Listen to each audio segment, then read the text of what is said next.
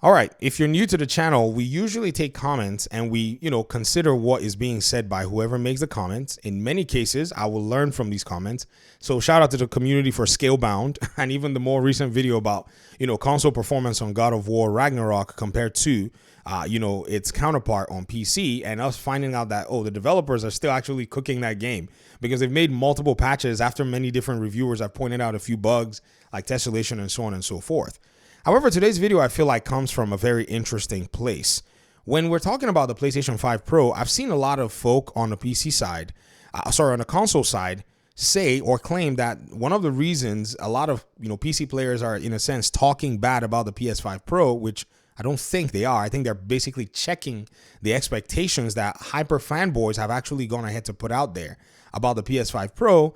And, PC tech enthusiasts, especially the ones that do a lot of data, are looking and saying, well, the hyper fanboys cannot really be serious because they're overestimating what Mark Cerny has claimed.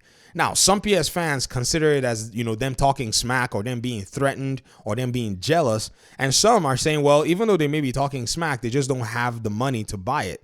Now, it's not people talking smack. You're just being assessed. Your console of choice and its new, SKU, which is a Pro, is being assessed in light of how we've always assessed PC hardware. The 4070, the 4080, the 4080 Super, the 4090 all went through the same level of scrutiny in terms of price, in terms of performance. People complained and people shared valid reasons as to why these items had issues in terms of their price or performance, or why you should buy these items in terms of the price and performance. The PS5 Pro is not going to escape by that. But this comment's very interesting because they said 90% of gamers talking crap about the PS5 Pro do not game on a 4070 or higher. If you look at the Steam survey, you'll come out with this conclusion, and that's actually, quite factual. And they said, in fact, half of these kids game on their mom's laptop or some old GTX 1660 crap their daddy bought them.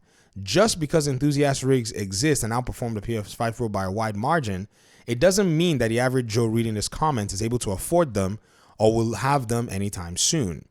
Now, this is a very important perception because this is one that is not considering the reality of the Steam hardware survey. Now, we have to point out regional pricing. This is something that, for the most part, a lot of console folk, and no offense, who have no idea how the PC market works, can make conclusions and presumptions that are like this, because at the end of the day, you expect to hear this from somebody who has not even paid attention to regional pricing of PC components compared to consoles itself. So let me go ahead and point out a thing to you. Number one, if you're building a PC in the United States, we already have the best prices on PC components. For some strange reason, I don't know why it's that way, but the prices here in the US are lower than many other regions. Perhaps tax reasons, perhaps regional pricing reasons, perhaps ours, is subsidized because we probably have a higher purchasing base. I don't really know exactly why, PC component companies do that. But if you look at the Steam hardware survey, it more than likely features a lot of folk who are from countries where the gross domestic product, pretty much things that, look at the incomes, comparison of all the countries, is lower than the United States.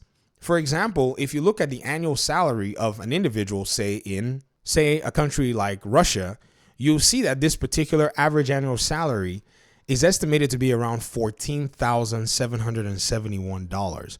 Now, keep in mind that, regular everyday consumer goods and services and housing costs and, costs of energy and stuff will be adjusted to fit this income at, many angles. But with the pricing of tech in these nations that are higher than the US, how do you imagine fitting these high-end components into these kinds of salary structures? Compared to the United States, where if you actually look at, say, what it is that we have going for us, the average salary is $59,384.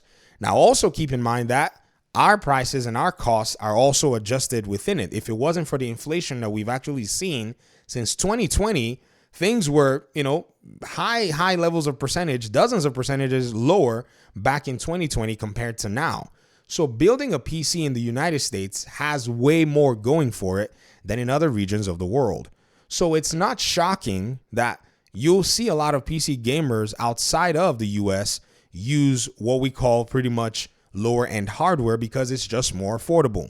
I don't expect somebody who is making or who has an average, who lives in a nation with an average salary, whose parents are not like, wealthy, or who doesn't have like, say, a really outlier job that pays a lot of money to go buy themselves a 4070, which if you look at the price of a 4070 here in the US, it's about $600. If you look at the price in some EU countries, it's about $850. That's insane in terms of the pricing. So again, this is what you're going to see across the board for the most part.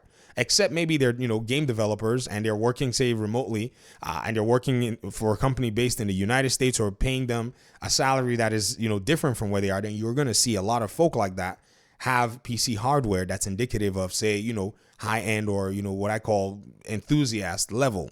So this comment is very bereft of that knowledge. You can already tell. And, it's no offense. I think this is, again, another aspect of the whole conversation that we're not really putting into perspective. Now, seeing that, I can see how some people in regions like this may think about a console, but what you've seen actually is a lot of the folk in these regions don't even bother with the console. Number one, in some of these regions, they can't even get things like PlayStation Plus, and I'm moving even to, say, other regions. I'm not even talking about Russia. I'm just talking about, like, say, if you look at India, if you look at Pakistan, if you look at, say, some other countries east of the United States, there are all these constraints with them getting, a console and being able to leverage and use everything that the console can actually offer.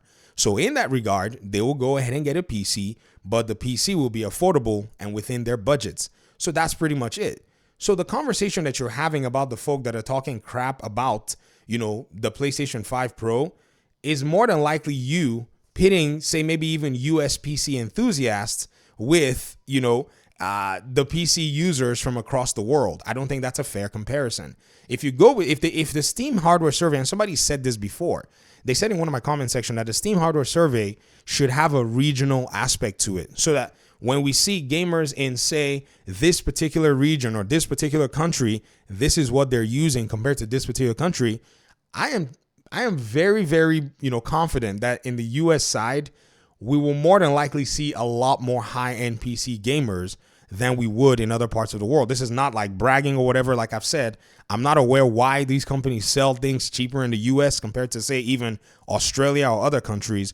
But if you look at the GDP, if you look at the average annual income, you'll see that this economy supports more buyers if they're savvy with their money in terms of the high-end stuff. Another thing that even leads me to say that even the regional side is also very interesting if they would put that data set is because majority of the PC gamers are in other parts of the world. So already you can see that most of these gamers are using what you call low-end hardware as well. But one thing you're not taking into consideration is not many people will put in for this, Steam server hardware survey. And again, another aspect too is China having a lot of access to PC components that are much more varied than even, the United States. China is where the production actually happens. So if you go on AliExpress, you're going to see a lot more in terms of pricing compared to a lot better actually in terms of pricing compared to the US. Even here in the US, one thing that we actually make sure that we, that we make sure we point out is that yes, our pricing is good, but man, in China, the pricing I think is actually better. However, the constraints of the GDP will also come into perspective where even US buyers will still buy from AliExpress and wait, 3 weeks, 2 weeks to be able to get their items shipped to them. So there's a lot that you need to take into consideration when you say this. But at the end of the day, the PlayStation 5 Pro is not getting hammered by PC gamers just because.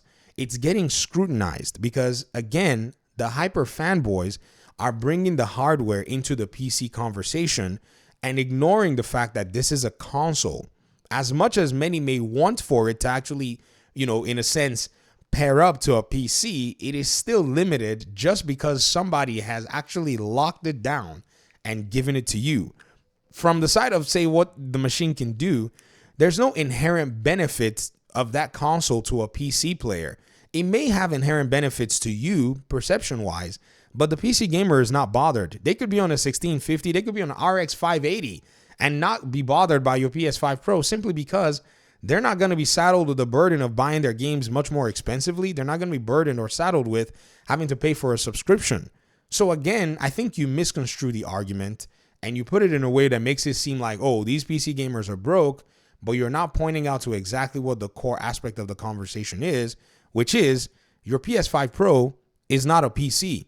Sure, it may be able to carry out performance of games like a 4070, but you're never going to use it beyond that. So you're paying for way more hardware than you actually need, especially when you see that even the PlayStation, PC ports are supporting this low-end hardware and doing very well on them while selling you a lot of this high-end stuff that you more than likely don't need to be able to play games. At the end of the day, games are what's necessary. And I think one of the reasons PS5 is also getting clowned is that there really are no games to be able to use all this. Can you imagine having a 4070 level, device and not having any unique proposition to an entire console? That again is a challenge and a problem in its own right. So another conversation for another day, I guess. Let me hear your thoughts in the comment section. This conversation is very interesting with this PS5 Pro PC thing, and I'm looking forward to November. I think this is going to be really revealing across the board to a lot of people. So thanks so much for watching. Peace out.